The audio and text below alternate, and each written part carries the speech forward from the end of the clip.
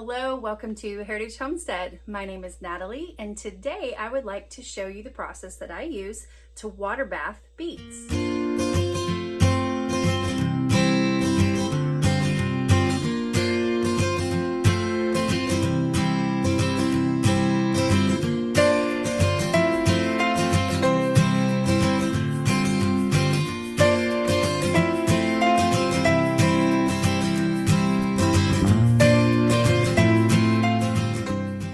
Now, I don't think you have to grow your own beets to can them.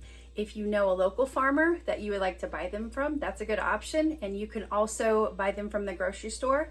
This process works for both. For these, I use a water bathing process, but I also pressure can my beets. So a water bathing process looks like submerging underneath the water. It also requires a different recipe than the pressure canning does, because if you water bath anything, it has to have high acidity to be able to be safe to eat. Typically, I grow a spring and fall crop, but this year I planted in February and was able to get in a third crop and pulled before the freeze. Some years we have an early spring and I'm able to plant pretty early. Some years I have to wait until late March. If you have lilacs in your yard, you can watch those to see if the blooms are coming on, and if they are, I use that as my gauge to plant my beets and potatoes and carrots and some other early crops. I have never lost a crop using that as my guide. Beets are pretty easy to grow, but if you don't have a garden, check your local farmer's market. Of course, you can always use store-bought beets, but they're probably going to be fairly pricey. When I pull my beets, I will either cut the tops off outside or I'll use my kitchen sink. I would prefer to do it outside because it's less messy and I can just throw my tops right to the chickens when I'm done. I've also steamed them and served them to the kids with butter and salt, and they seem to really like that. When I'm deciding on what to do with certain produce, my grandfather's words ring true. Waste not, want not. I'm sure you've all heard that cliche.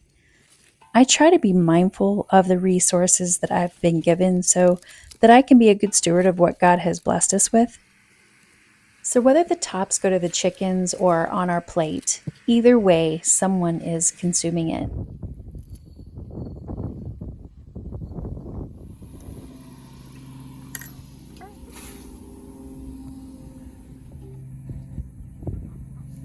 Well, before I move on to the kitchen to process these, I wanted to make mention about how you cut your beets. You want to make sure you're leaving a little stem on top, because if you cut into your beet during the canning process, your beets will bleed and they will be left white or a little pinkish color instead of that vibrant reddish purple that we all love. I get asked a lot about how I manage the overwhelmed feeling when all of the harvest and the produce comes in from the garden all at one time.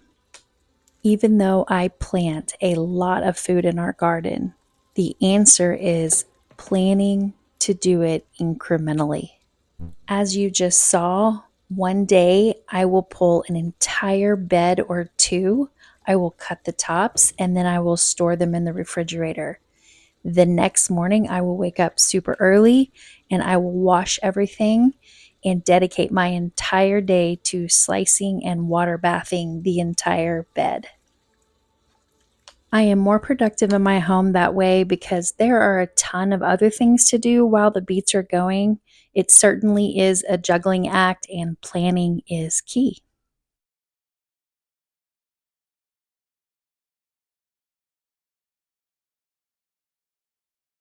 Okay, I am officially ready to boil these beets, and I'm going to do it just long enough to where the skin comes off pretty easily. It's a little bit like blanching tomatoes or peaches just to get the skin off, but not cooking it all the way through. After I boil them, I place them in an ice bath and the skin literally just falls off. While these are cooling off a little bit, I'm going to go ahead and make my brine, which is 1-to-1 vinegar and water. You can add a little bit of fun to your beets. You can add some pickling spices or cinnamon sticks. Sometimes my kids just like the vinegar taste to their pickles, so that's kind of what we stick with. The one thing that I do not recommend is using salt.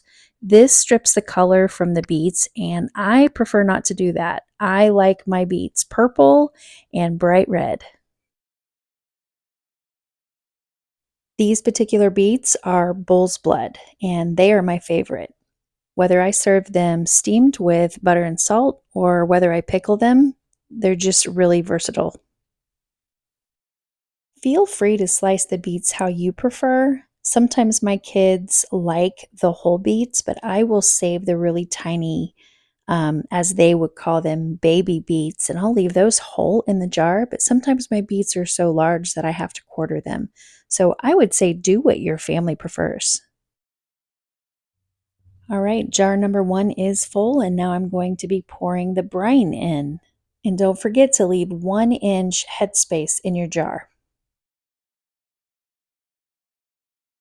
Now that all of my beets are prepared in the jars, I'm going to take a little knife and just get any air bubbles removed from the jars that I can. So now I went ahead and wiped the top of the glass jars with a clean rag and placed my lid and ring on. And now it's time to submerge my jars in water and get the water bath going. In my area, it only takes me 20 minutes to process quart jars, so you want to make sure that you're checking your elevation area and the recommendations for the boiling time. It's important to remember that you don't start your 20-minute timer until you actually have a rolling boil. So here I'm taking my jars out and placing them on some tea towels, and I'm going to let that sit for about 18 to 24 hours. It's important to leave your jars undisturbed so they will seal. And the next day, I will just wash the jars, I will label them, and then I will put them away for winter storage. This truly is the best part of canning. When I know that I've planted the seed and I've harvested it and nothing weird is going in my jars, so I feel good about feeding it to my family, I have such peace of mind. Not to mention, it's really nice in the wintertime when I can just grab something off the shelf and feed it to my family. Sometimes we have power outages, or I just don't want to go to the grocery store because we have a foot of snow on the ground. So I hope this inspires you to get a garden started or even do some simple canning. If you have any questions, leave a comment below. I'd love to help you get started.